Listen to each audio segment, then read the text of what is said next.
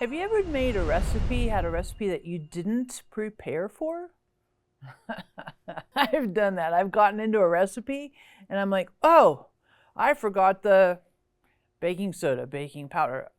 Preparation is really important. It's really important to prepare if you want a good outcome. And that's the series we're talking about, prepare. And in essence, we're preparing for the arrival of Jesus. That's what, like Christmas, that's what this season is. They call it in the religious calendar or Christian calendar, Advent, his arrival. It's important when we think about Jesus' arrival, there was a lot of preparation that went into that. It wasn't just that Jesus popped up and like, woo, he's here. But instead, I think it's really fascinating. If you think about it, God beforehand put all kinds of things in place so that when Jesus arrived, when Jesus was born, this was a very fullness of time experience because all the preparation that had gone into his birth made it the perfect culmination, the perfect fullness of time. So let's think about some of that preparation and let's look at some key people that were part of that preparation. The first person I want to look at with you today is Zacharias. You're like, who is Zacharias? Well, I really like this guy. We read about him in Luke chapter 1. He is a priest, a Jewish priest, and he's serving in the temple for his rotation. And he's an elderly gentleman. He's married to Elizabeth, also elderly. Both of them haven't been able to have children.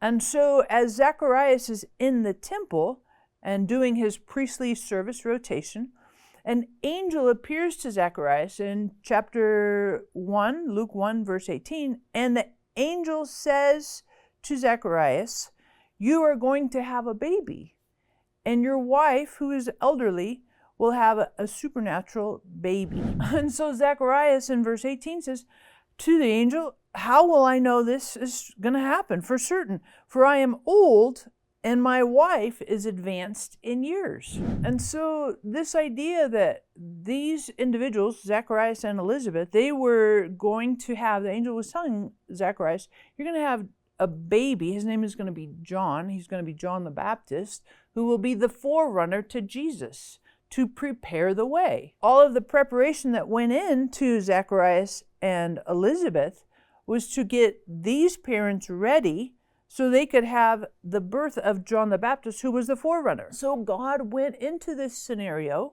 and prepared Zacharias, gave him the heads up. Hey, your wife's going to get pregnant.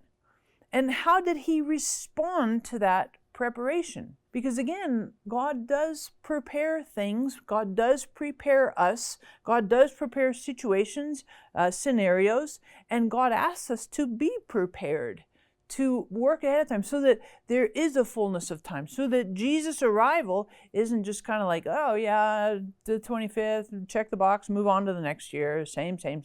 But there's an anticipation, an expectation, and that Jesus' arrival in the fullness of what that means is a great event, a great celebration for humanity, for us individually as well. Taking a pause for a joke break. Here's your amazing joke. What do gingerbread men use when they break their legs? You like gingerbread? It's the season for it, right? Gingerbread. And gingerbread men, like when they break their legs, what do they use when that happens? Well, gingerbread men use candy canes when they break their legs. Oh my gosh. This is so bad. So when we think about Zacharias, how did he respond to the angel? How do we respond with some of that preparation? Well, Zacharias responded with basically fear and disbelief. He was afraid of the angel. That makes sense, right? Like, what kind of angel pops up unexpectedly? Hey, by the way, I thought I'd let you know your wife's going to have what? I mean, that's a little bit like, freaks him out. And then he responds with disbelief. That's impossible. That'll never happen. But it's important for us to think about, how do we respond to God in those seasons and scenarios that seem to be impossible or even too late? For Zacharias, he's like, the deadline passed. This is too late.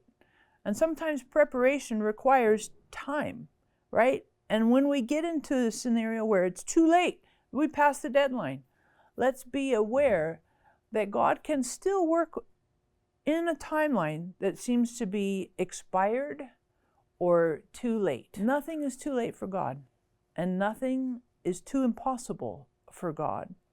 So it's very important for us to think about Zacharias, to think about Elizabeth, and these parents that seem to be elderly, aged, and well past their childbearing years. God was using them as part of the preparation to bring John into the world as the forerunner for Jesus. So if you think about your life and you think, well, it's too late.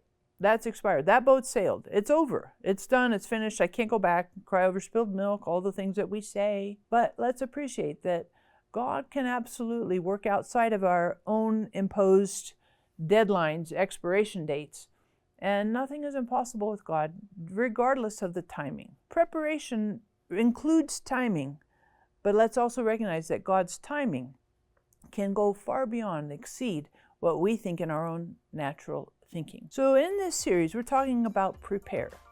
And next week, we're going to look at another individual who God used as part of that preparation for the arrival of Jesus. So make sure you watch next week.